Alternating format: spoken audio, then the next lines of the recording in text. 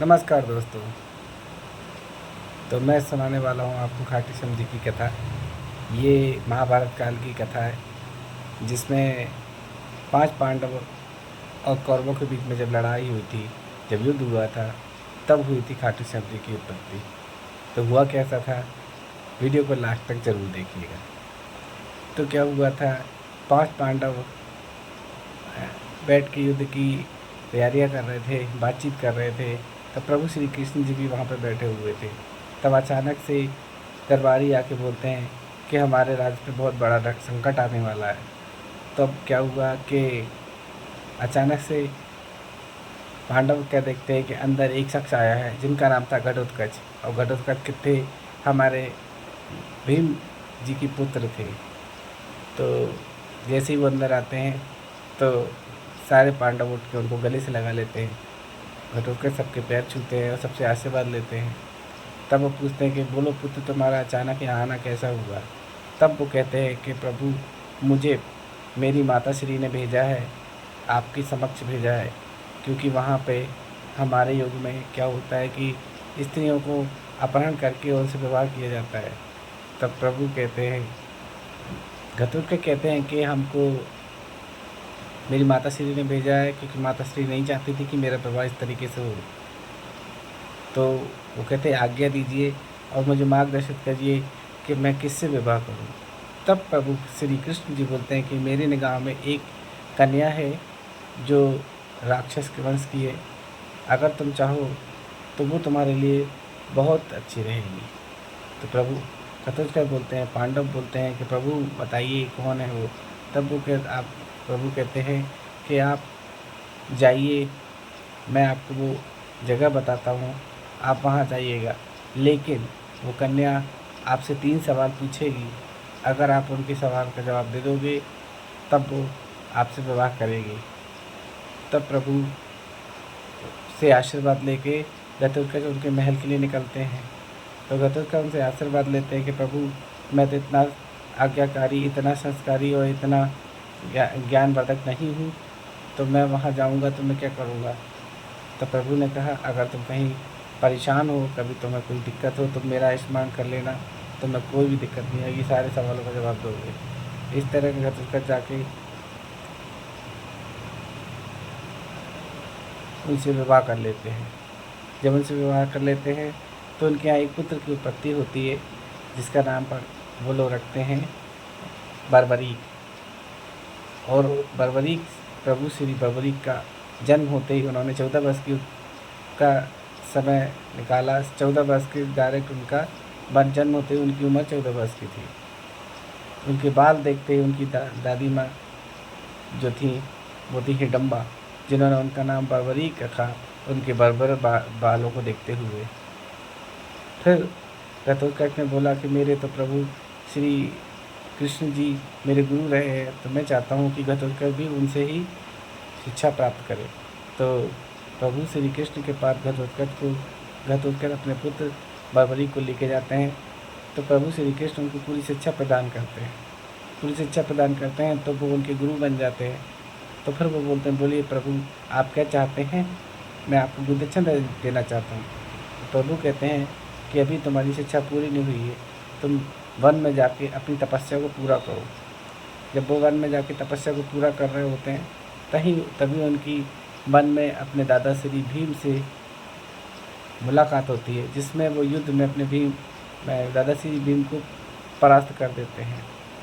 जब परास्त कर देते हैं तो तब पता चलता है कि ये मेरे दादाश्री हैं।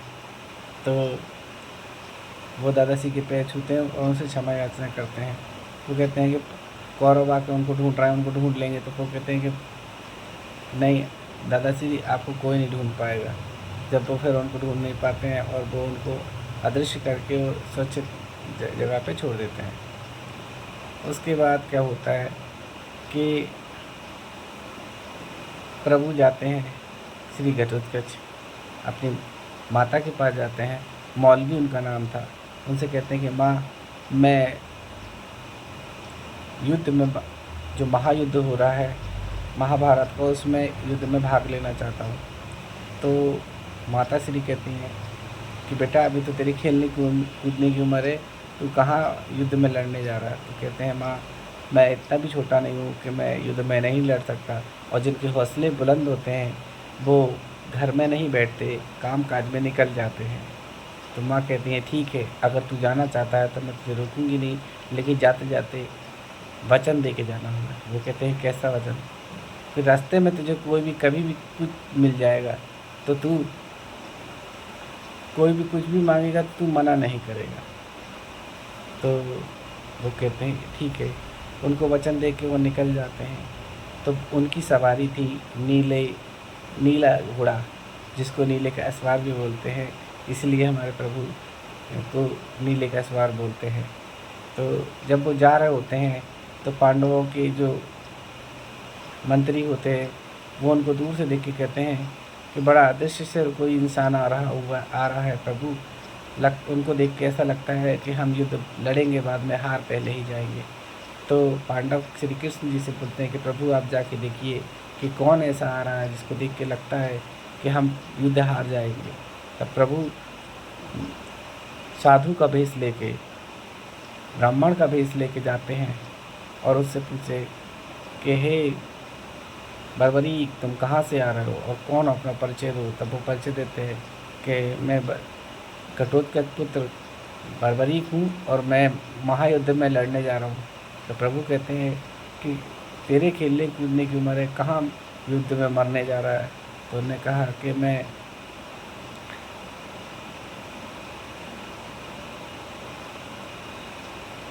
युद्ध में लड़ने आया हूँ। और जिसके हौसले बुलंद होते हैं वो लड़ने से नहीं डरते, वो खेलने कूदने नहीं जाते, वो तो काम काज में निकल जाते हैं। तब प्रभु कहते हैं ऐसी कौन सी शक्ति है तुझ में जो तू इतनी बड़ी बड़ी बातें कर रहा है। तब वो कहते हैं कि मैंने तपस्या करके दुर्गा माँ से ये 3 बाण हासिल किए हैं। मेरे तर्कस में अब जो 3 बाण देख रहे हैं, एक ही बाण चढ़ाऊँगा और पूरा युद्ध समाप्त हो जाएगा। तब प्रभु कहते हैं कि बातें बड़ी बड़ी करना आसान है, अगर तेरे बाण में इतनी शक्ति है तो उसका प्रमाण दिखा। वो कहते बोलिए प्रभु क्या चाहते हैं।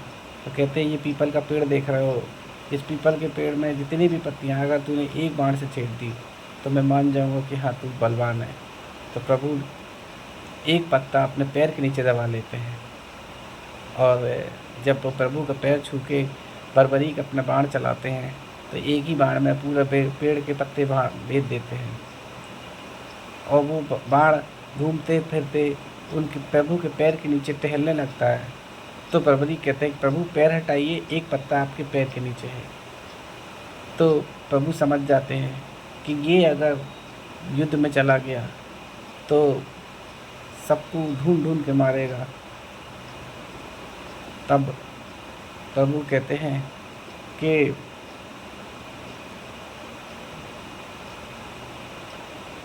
प्रभु बड़े आश्चर्यचकित हो जाते हैं कि अगर तुम युद्ध में जाओगे, तुम किस उससे युद्ध में जा रहे हो। कहते हैं प्रभु मैं अपनी माँ को वचन दे के आया हूँ कि मैं हारे का सहारा बनूंगा। तो प्रभु बोलते हैं कि अगर युद्ध में ही चला गया सबको ढूंढ ढूंढ के मारेगा। तो प्रभु बोलते हैं कि कलयुग के कल्याण के लिए एक शीश की बलि चाहिए और वो बलि सिर्फ 3 महापुरुष ही दे सकते हैं, महायोद्धा ही दे सकते हैं। तब प्रभु कहते हैं कि वो 3 महापुरुष या तो अर्जुन है, अर्जुन की बलि मैं नहीं ले सकता क्योंकि उसको युद्ध लड़ना है। श्री कृष्ण की बलि मैं नहीं ले सकता क्योंकि उनको युद्ध रचना है। और रहे तुम मुझे शीश का दान दो और कलयुग के का कल्याण करो। तो प्रभु बाबा श्री श्याम जी बोलते हैं, अभी वो श्याम नहीं बने, अभी वो खाटू श्याम है, बर्बरीक है। तो वो बोलते हैं कि प्रभु मैं शीश का दान दूंगा, लेकिन जो मुझसे शीश का दान मांग सकता है वो साधारण मनुष्य नहीं हो सकता। आप अपने असली रूप में आइए। तब प्रभु अपने असली रूप में आते हैं, विष्णु जी के रूप में आते हैं और बोलते हैं। तब बर्बरीक तलवार निकाल के उनके हाथ में रख देते हैं और कहते हैं कि प्रभु मेरे शीश को अपने इधर से अलग कर दीजिए। तो प्रभु कहते हैं नहीं, अगर मैं तुम्हारा शीश काटूंगा तो ये हत्या होगी, और तुम खुद अपने शीश का दान दोगे तो ये दान होगा।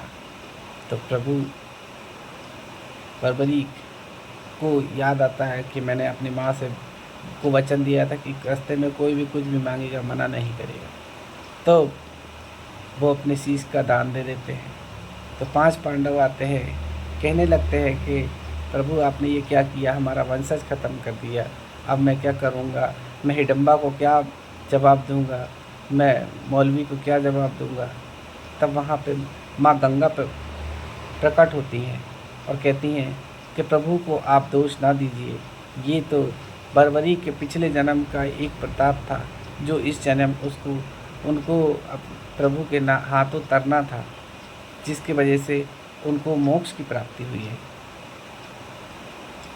तो फिर प्रभु कहते हैं कि मैं ये गलत काम नहीं कर सकता। तो प्रभु कहते हैं कि हे गंगा माँ, आप एक काम करो, इस शीश को अमृत से सींच दो। तो प्रभु उस शीश को अमृत से सींचते हैं तो बर्बरीक जी जीवित हो जाते हैं और फिर कहते हैं प्रभु मुझे आज्ञा दीजिए, मैं आगे क्या करूँगा। तो प्रभु बोलते हैं बताओ तुम्हारी इच्छा क्या है। तब वो कहते हैं प्रभु युद्ध लड़ने आया था, लड़ ना सका, युद्ध देखना चाहता हूँ। तब प्रभु कहते हैं मैंने तुम्हारे शीश को अमृत से सींचा है। तो प्रभु ऊंची चोटी में उस शीश को रख देते हैं। जब ऊंची चोटी में रख देते हैं तब फिर वहाँ से प्रभु फिर युद्ध होता है। तो बर्बरीक पूरा युद्ध देखते हैं। जब पूरा युद्ध देखते हैं तो पांडव युद्ध जीत जाते हैं। जब पांडव युद्ध जीत जाते हैं तो कहते हैं सारे पांडव आपस में लड़ते हैं। भीम कहते हैं कि मेरी गदा ने युद्ध को जिताया। अर्जुन कहता है कि मेरे धनुष बाण ने युद्ध को जिताया। ऐसे ही सारे पांडव लड़ते हैं। तो लड़ते लड़ते प्रभु श्री कृष्ण के पास पांडव जाते हैं, बोलते हैं कि प्रभु हमारा मार्गदर्शन कीजिए, नहीं हम 5 पांडव आपस में लड़ के मर जाएंगे। तो कहते हैं कि प्रभु आप बताइए कि युद्ध किसने जिताया, युद्ध किसने जिताया, आप बताइए, नहीं हम 5 पांडव लड़ के मर जाएंगे आपस में। तो प्रभु कहते हैं कि अरे पागल, मैं कहाँ से बताऊँगा, मैं तो तुम्हारा रथ चला रहा था, मुझे नहीं पता कि कौन ने जिताया। एक बार मैंने हाथ फैलाया था, एक बार तुम झोली फैला दो। एक है जिसने पूरा युद्ध देखा है। वो कहते कौन, तो कहते चलो।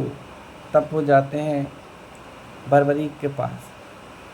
तब कहते हैं बर्बरीक तुम बताओ, तुमने पूरा युद्ध देखा है, तुमको क्या लगता है कि युद्ध किसने जिताया। तब वो बर्बरीक कहते हैं कि दादा श्री भीम आप क्या सोचते हैं कि आपने युद्ध जिताया, आपने तो मेरे फलाने दादाजी को मार दिया। और सबको वो कुछ ना कुछ बोल के कहते हैं कि युद्ध तो उस महापुरुष ने, महाप्रभु ने जिताया है, जिसकी तो आप लोग कल्पना भी नहीं कर सकते। पूरे युद्ध में लड़ने वाला भी कन्हैया था, मारने वाला भी कन्हैया था और बचाने वाला भी कन्हैया था। हमारे प्रभु श्री कृष्ण ने पूरा युद्ध जिताया। और वो कहते नहीं हैं कि जब इंसान के मन में खुशी होती है तो वो किसको क्या दे जाता है। प्रभु श्री कृष्ण के मन की खुशी का ठिकाना नहीं था। तब उन्होंने बर्बरीक से बोला कि बिना अपने स्वार्थ के तुम मेरी बड़ाई कर रहे हो, मेरी खुशी का ठिकाना नहीं है, बोलो क्या मांगते हो। तब वो बोलते प्रभु आप जानते हैं, भली भांति जानते हैं कि मैं आपसे कभी कुछ नहीं चाहता। तो प्रभु कहते तुम कुछ नहीं चाहते, लेकिन मैं आज तुम्हें वरदान देता हूँ कि तुम्हारी माता से जो तुमने वादा किया था कि तुम्हारे दर पे जो भी आएगा कभी खाली नहीं जाएगा, तुमसे जो भी मांगेगा, पहली बार जो तुमसे कुछ भी मांगेगा तुम मना नहीं करोगे। तो मैं तुमको वरदान देता हूँ कि जो भी पहली बार तुम्हारे दरबार में आएगा वो कभी खाली नहीं जाएगा। और ये सच्ची बात है, मैं खुद उस चीज़ से वाकिफ़ हूँ, मैंने खुद आजमाया है प्रभु को। और जो भी उनके दरबार में पहली बार जाता कभी खाली नहीं जाता। और जो भी तेरे दर में जो भी आ जाएगा वो कभी खाली नहीं जाएगा, जो भी तेरा नाम लेगा वो कभी खाली नहीं जाएगा। और एक वरदान मैं तुझे और स्पेशल देता हूँ कि तेरे दरबार से कोई खाली जाएगा ये तो होगा ही होगा, लेकिन मैं जिसकी किस्मत लिख देता हूँ, मैंने अगर किसी की किस्मत में लिख दिया कि उसकी किस्मत में दुख है, उसको दुख ही भोगना पड़ेगा।